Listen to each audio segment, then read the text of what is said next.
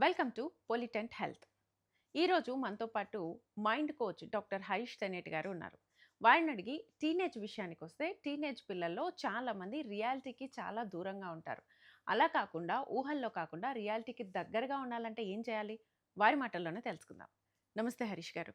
నమస్తే అండి. సో టీనేజ్‌లో చాలామంది వాళ్ళ ఆలోచనలు, ఊహలు ఎలా ఉండాలి అసలు? చాలామంది ఆహ్, ఊహల్లో బతికేస్తూ ఉంటారు. రియాలిటీకి చాలా దూరంగా ఉంటారు. అసలు రియాలిటీకి దగ్గరగా ఉండాలి టీనేజ్ నుంచే ఆలోచనలు పెంచుకోవాలంటే అసలేం చేయాలి? దానికి బేసిస్ నుంచి స్ట్రాంగ్‌గా ఫౌండేషన్ పడాలి. హ్మ్. కొంత పేరెంట్స్‌కే తెలియదు. కాబట్టి పిల్లలకి రాదు. అండ్ ఆ ఏజ్ వచ్చాక టీనేజ్ రాగానే 13 నుంచి స్టార్ట్ అవ్వగానే లాట్ ఆఫ్ హార్మోనల్ చేంజెస్ జరుగుతాయి కరెక్ట్. బాడీలో. అవును. That gives an anticipated happiness. Hmm. ఒక హ్మ్. నేనేదో చెయ్యగలుగుతాను, నాకేదో కరెక్ట్‌గా ఆలోచనలొచ్చేస్తున్నాయి అనే ఒక యాంటిసిపేటెడ్ హ్యాపీనెస్‌లో కొంతమంది ఉంటారు పిల్లలు. హ్మ్. హ్మ్. నేను చూశాను టీనేజ్‌లో చాలా గొప్ప గొప్ప ఐడియాస్‌తో చాలా గొప్పవాళ్ళైన వ్యక్తులు, మంచి మంచి పొజిషన్స్‌లో ఉన్నవాళ్ళు పిల్లలుంటారు. So, all teenagers are bad అని కాదు. వాళ్ళు చాలా రియాలిటీకి దగ్గరగా బ్రతుకుతారు. కొంతమంది ఆ హార్మోనల్ సర్జ్ వల్ల రియాలిటీకి చాలా దూరంగా జరుగుతూ స్పాట్‌లైట్ సిండ్రోమ్ అని, హ్మ్. కొంతమంది అందరూ నన్నే చూస్తారు, నన్నే ఆ! చూస్తున్నారు అనే ఒక ఫోబియా ఉంటుంది. సిండ్రోమ్ అది. అదొక kind of condition okay. Where అందరు నన్ను అబ్జర్వ్ చేస్తున్నారు ఇప్పుడు అనే ఒక దాంట్లోకెళ్తారు. జనరల్‌గా టీనేజ్‌లోకొచ్చేసరికి. హ్మ్. వాళ్ళ బాడీలో జరిగే చేంజెస్‌ని వాళ్ళకి అర్థం కాక, అవగాహన చేసుకోలేక, దే థింక్ సంథింగ్ అబ్‌నార్మల్ జరుగుతోంది నా దగ్గర అనే హ్మ్. దాంట్లోకెళ్తారు కొంతమంది పిల్లలు. హ్మ్. థర్డ్, నన్ను అర్థం చేసుకోవట్రేమో, నేను చెప్తే ఏమైపోతారో, నేను చెప్తే నన్నేమంటారో అనే ఒక టైప్ ఆఫ్ పేరెంట్స్ నుంచి ఒక ప్రెషరొస్తుంది. నువ్వు ఇలా ఉండకూడదు, అలా ఉండకూడదు, అది చేయకూడదు, ఇది చేయకూడదు. ముఖ్యంగా అమ్మాయిలకి ఆ స్టేజ్ వచ్చాక అది చేయకూడదు, ఇది చేయకూడదు అనే ఒక టైప్ ఆఫ్ ప్రెషర్ ఉండడం వల్ల వాళ్ళు వెంట్ ఔట్ చేసుకోలేక ఎవరికి చెప్పాలో తెలియకుంటుంది. టీనేజ్‌కొచ్చిన అబ్బాయిల్లో వాళ్ళు ఏం మాట్లాడితే ఏం తప్పనుకుంటారో సొసైటల్ ప్రెషర్స్, దాంతో పాటు ఇంట్లో చెప్పుకోవాలంటే బాధ్యతలు, ఇంట్లో ఇలా ఉండాలి, అలా ఉండాలి, ఇలా ఉండాలి, అలా ఉండాలి అన్న రూల్స్ వల్ల they just don't know where it has to go. అలాంటప్పుడే బయట ఏదో అందమైనవి కనిపిస్తాయి. హ్మ్. అంటే హ్మ్. ఫ్రెండ్ ఎవడో మాట్లాడిన ఒక కొటేషన్ చాలా గొప్పగా అనిపిస్తుంది. "ఏముందిరా చదువుకోవడం ఇంపార్టెంట్ కాదు. బట్టి కొట్టడం ఇంపార్టెంటారా? నాలెడ్జ్ ఈజ్ ఇంపార్టెంట్" అని ఎవడో చెప్పగానే కరెక్టే కదా! Knowledge important. బట్టి కొట్టడం ఇంపార్టెంట్ కాదు అనిపిస్తుంది. హ్మ్. అవన్నీ నిజంగా అనిపిస్తాయి. అండ్ ఎవరైనా నిజంగా రియాలిటీకొచ్చారనుకో వాడెలా ఆలోచిస్తాడంటే, నాకు నాలెడ్జ్ ఉన్నా, నేను చదివి బై హార్ట్ చేసి గుర్తుపెట్టుకుని ఎగ్జామ్‌లో రాస్తేనేగా మార్కులొచ్చేవి అనే సింపుల్ పాయింట్ మిస్‌లీడ్ అయిపోతుంది. సో, ఫస్ట్ టీనేజ్‌లో జరిగే ప్రాబ్లమ్ ఏంటంటే, they will quickly understand half sentences. Okay. సగం సగం సెంటెన్స్‌లే టక్కుమని తీసుకొని అన్నీ తెలుసనుకుంటారు. అనుకుంటారు. ఆ! అది కరెక్ట్. చాలా మందికి జరుగుతుంది. హ్మ్. అండ్ టీనేజ్ అని పేరు పెడుతున్నాం బికాజ్ ఎపిసోడ్ అలా ఉంది గానీ, చాలామంది ఇప్పటికీ ఏజ్ అయిపోయినా అలాగే ఉంటారు.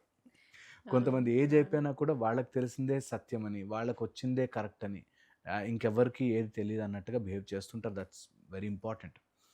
నెక్స్ట్ వచ్చేసి టీనేజ్‌లో జరిగే ఈ హార్మోనల్ చేంజెస్ వల్ల బోత్ డిప్స్ జరుగుతాయంటారు. అంటే either aggressive behaviour or depressive behaviour 2 రకాలుగాను మైండ్ పరుగు తీస్తుంది. హ్మ్. మేము ఎన్నో రకాలుగా నేను స్టడీ చేస్తూ ఉంటా మైండ్‌ని ఔట్ ఆఫ్ ఇంట్రెస్ట్. ఓకే. నేను ఆస్ట్రాలాజికల్‌గాను, వాళ్ళుండే ఇంటి యొక్క సర్కమ్‌స్టెన్షియల్ వాస్తు అంటాం. అంటే ఇల్లు ఒక్కటే కాదు. అక్కడ ఆ ఇంట్లో ఉంటున్న మనుషులని బట్టి వాళ్ళకి జరుగుతున్న వాస్తు చేంజెస్. ఇలాగ చాలా రకాలుగా అనాలిసిస్ చేస్తా నేను. నాకు నిజంగా అది అనిపిస్తుంది. మొత్తం సొసైటల్‌గాను, సోషల్‌గాను, ఫ్యామిలీ వైస్, వాళ్ళ ఐడియాలజికల్ వైస్, వాళ్ళు కన్జ్యూమ్ చేస్తున్న కంటెంట్ వైస్ అన్నిటిని కలిపేసుకొని కన్‌ఫ్యూజ్ అయిపోతారు. అందుకే అవునవును. రియాలిటీకి చాలా దూరంగా జరిగి, రియాలిటీకి ఒప్పుకోలేని పరిస్థితిలోకెళ్ళిపోతారు కొంతమంది పిల్లలు. హ్మ్. నేను ఇలాగే ఉండాలనుకుంటున్నా, నాకిదే కరెక్ట్, వీళ్ళందరూ నన్ను జడ్జ్ చేస్తున్నారేమో, హ్మ్. అందరూ నా గురించే మాట్లాడతారేమో, లేపోతే నేను ఈ ప్రెషర్‌ని తట్టుకొని ఎప్పుడు తొందరగా బయటపడిపోవాలి. ఒక అబ్బాయి 14, 15 ఇయర్స్ ఉంటాడు. నా దగ్గరకొచ్చాడు. సార్, అల్టిమేట్‌లీ అందరూ ఏం చేస్తారు సార్? డబ్బులే కదా సంపాదించేది. హ్మ్. నేను స్టార్టింగే చిన్నప్పుడే పిల్లలకి డబ్బులు సంపాదించడం నేర్పించేస్తే అయిపోద్ది గదా! Ultimately shortcut. అల్టిమేట్‌లీ అందరూ అన్నమే తినాలి, ఇంతే తినాలి కాబట్టి హ్మ్. అందరికి ఆ ఫుడ్ ఇట్లా పార్సెల్ ఎవ్రీడే పంపించేస్తే అయిపోతుంది కదా సార్. ఇంకా ఈ గొడవలన్నీ ఉండవు కదా సార్. ఈ టైప్‌లో they dissociate so many factors and think okay ఇది నాకు ఆన్సర్ కరెక్ట్ హ్మ్. అనే దాంట్లోకి వెళ్ళిపోతారు. ఓకే. దాంతో సోమరితనం వచ్చేస్తుంది. నాకు చాలా తెలుసని వచ్చేస్తుంది. వాళ్ళని లేదు కరెక్షన్ చేస్తున్నాము అని చెప్పేసరికి ఇగో వచ్చేస్తుంది. ఇలా so many factors either self doubt hmm. Or over self estimation చేసుకుంటారు. Okay. Okay. Self pity or self admiration చేసుకుంటారు. నేను చాలా తెలివైన వాడిని, చాలా అద్భుతం.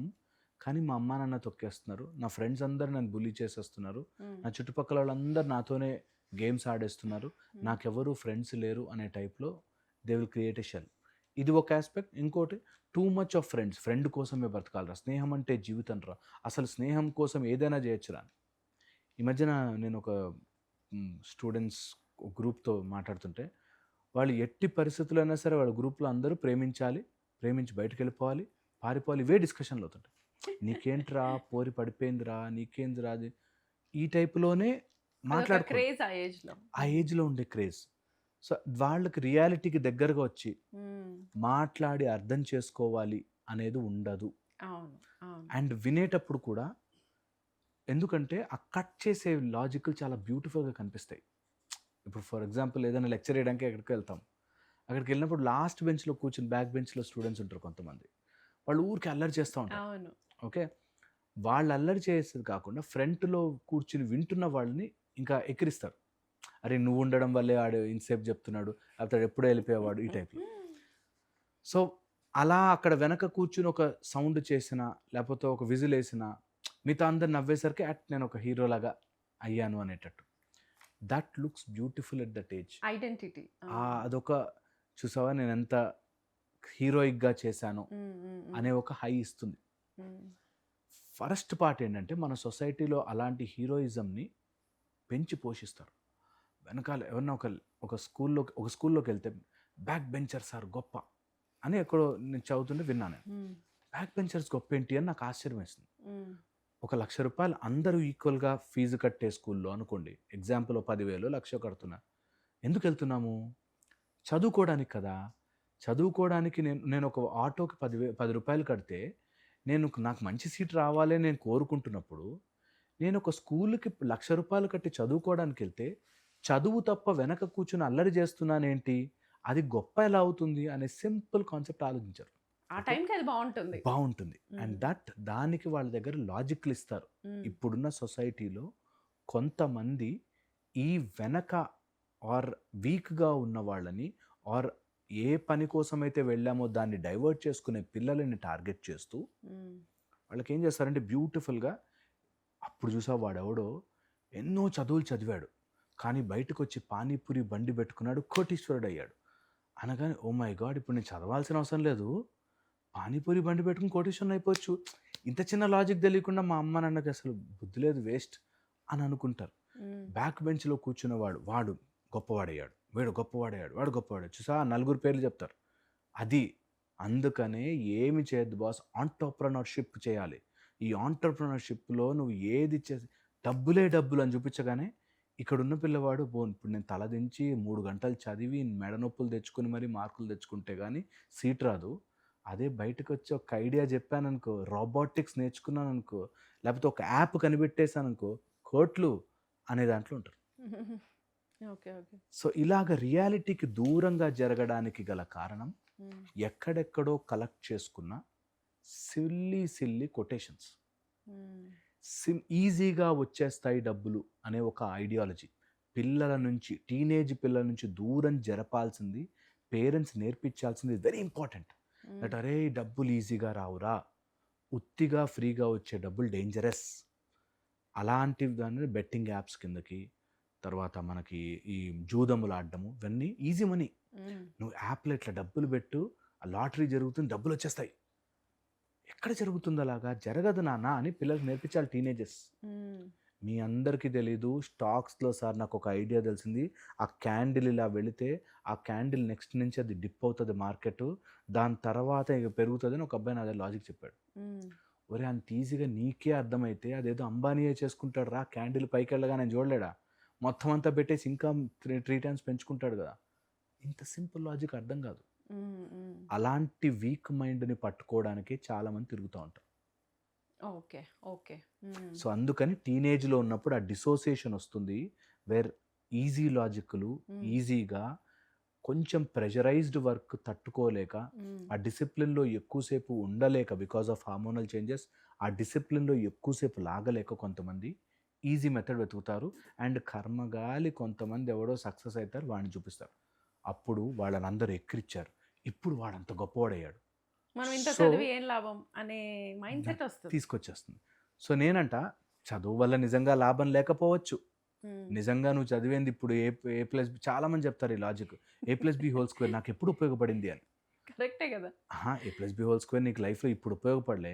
ఒకవేళ నువ్వు అప్పుడు సరిగ్గా చదువుకొని ఉంటే నువ్వు తర్వాత నీ లైఫ్‌లో నువ్వు ఏ ఫిజిక్సో, ఏ కెమిస్ట్రీ ఆ సబ్జెక్ట్ అప్పటికి ఆ గ్రూప్‌లో ఉపయోగపడతది అవును. అవును. అవును. కదా! హ్మ్. అందుకని డైరెక్ట్‌గా నీకు కెమిస్ట్రీ పర్సన్ అని పుట్టగానే ఏసారు. అన్నీ నేర్చుకుంటే అందులో నీకు ఏదో ఒకటి ఫీల్డ్ సెట్ అయితదిరా అందులోకెళ్తావు హ్మ్. హ్మ్. కదా! ఇప్పుడు నేను డెంటల్ డాక్టర్‌నయ్యాను. నేను ఇంప్లాంట్లు వేయాలి అనుకోండి. డైరెక్ట్‌గా నేను ఇంప్లాంట్లు గుచ్చేయడం నేర్పించరు. పళ్ళు పీకేయడం నేర్పించరు. మెల్లిగా అన్నీ ప్రాసెస్ ఉంటుంది. నేర్చుకున్నాక ఒక హ్మ్. ప్రాసెస్ వస్తుంది. హ్మ్. హ్మ్. కానీ దూరం నుంచి చూసేవాళ్ళకి ఏ ప్లస్ బి హోల్ స్క్వేర్ నాకు ఉపయోగపడలే అనగానే "హా! నిజం ఇప్పుడు ఏ ప్లస్ బి హోల్ స్క్వేర్ చదవనవసరం లేదు హ్మ్. అనే దాంట్లోకెళ్తారు. హ్మ్. So, that is a psychological drama. హ్మ్. హ్మ్. దానివల్ల చాలామంది డైరెక్ట్ కమ్యూనికేట్ చేయలేక ఇండైరెక్ట్‌గా ఈళ్ళంతా మూర్ఖులు చదువుకుని నీకు లైఫ్‌లో ఏ ప్లస్ బి హోల్ స్క్వేర్ ఉపయోగపడదు. సో, ఇప్పుడు చదవనవసరం లేదు. చదవకుండా ఏం చేయాలి నువ్వు? ఈజీ మనీ కోసం మా ఫోన్ చూడు. మా యాప్ చూడు. మా బెట్టింగ్స్‌లో పెట్టుకో. లేకపోతే ఇంకా ఈజీ కష్టపడకు. అరే! కష్టపడి చదివి మార్కులు తెచ్చుకుంటే ఉద్యోగాలున్నాయా? లేవుగా. షార్ట్ కట్స్ అందుకని వెతకడం నేర్పిస్తున్నారు. ఎదిగిపోవాలి. హ్మ్. అలాంటి డిసోసియేషన్ టీనేజ్‌కొచ్చే ఛాన్స్ ఉంటుంది. Hmm. Because their personality is changing. Their hormones are changing. Okay. వాళ్ళకి ఆ ఏజ్‌లో కూర్చోబెట్టి చెప్తే ఓపికగా వినేదుండదు కాబట్టి, హ్మ్. ఇలాంటి వాళ్ళు ట్రాప్ అయ్యే ఛాన్సెస్ ఎక్కువుంటాయి. నేను మళ్ళీ చెప్తాను ఈ మాట because this has to go in right condition. హ్మ్. రైట్ మైండ్‌కి రైట్ లాగా వెళ్ళాలని చెప్తున్నా. అందరూ కాదు. చాలామంది గొప్ప టీనేజర్స్ ఉంటారు. బట్ ఒకవేళ మీరు డైవర్ట్ అయిపోయి చెత్త సిల్లీ లాజిక్స్‌కి పడిపోతుంటే మాత్రం జాగ్రత్త పడి ఏ ఏజ్‌లో చెయ్యాల్సింది ఆ ఏజ్‌లో చెయ్యాలి. 20 ఏళ్ళకి నీకు అర్థం కాకపోయినా చదివి మార్కులు తెచ్చుకో. హ్మ్. 20 ఏళ్ల తర్వాత నీ మైండ్ మెచ్యూర్ అవుతుంది. అప్పుడు you can do better things. 40 ఏళ్ల వరకు ఏదైనా చెయ్యి. సరిపోలేదనుకో ఇంకో ఫీల్డ్‌లోకెళ్ళొచ్చు. తప్పులేదు. అసలే తప్పులేదు. హ్మ్. మార్కులే ఇంపార్టెంట్ కాకపోవచ్చు. బట్ ఏ ఏజ్‌లో అది ఇంపార్టెంట్. ఏ పనికి వెళితే అది ఇంపార్టెంట్ అనేది హ్మ్. తెలుసుకోవాలి. ఓకే హరీష్ గారు. Thank you so much. So, thank you teenage అండి. పిల్లలు మీరన్నట్టుగా కొంచెం రియాలిటీకి దూరంగానే ఉంటారు. పేరెంట్స్ ఎలా బ్యాలెన్స్ చేసుకోవాలి, అండ్ పిల్లలు ఎలా బ్యాలెన్స్ చేసుకోవాలి క్లియర్‌గా చెప్పారు. Thank you so much.